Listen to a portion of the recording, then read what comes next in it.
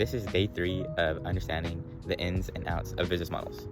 And today we're gonna we're gonna use the business model canvas.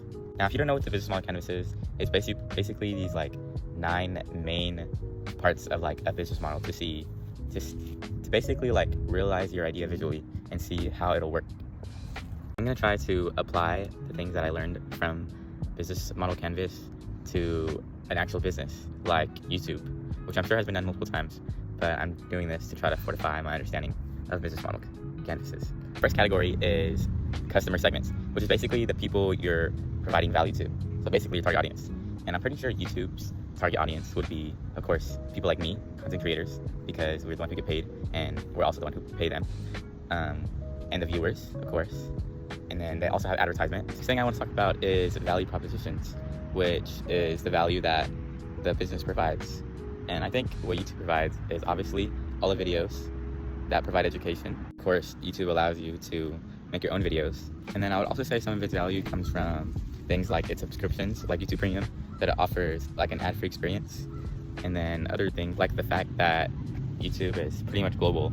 The next thing on the list is channels, which is how YouTube's value, or how the value of the business is delivered, which is obviously through YouTube's like main site, youtube.com, or through its mobile app.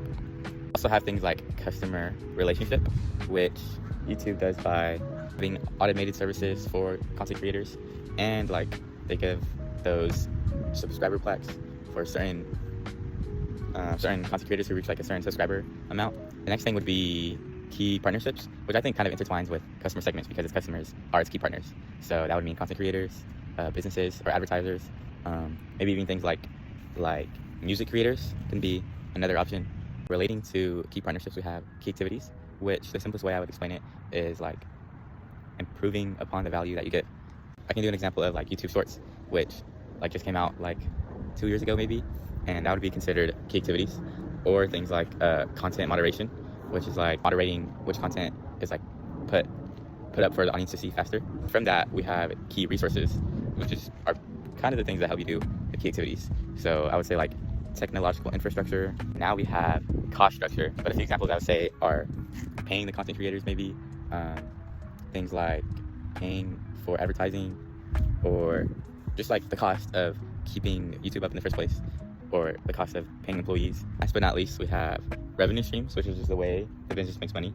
And the way YouTube makes money is obviously through advertisement, through its content creators. Anyways, I know that was just a bunch of information, but that's day 3 done. Peace.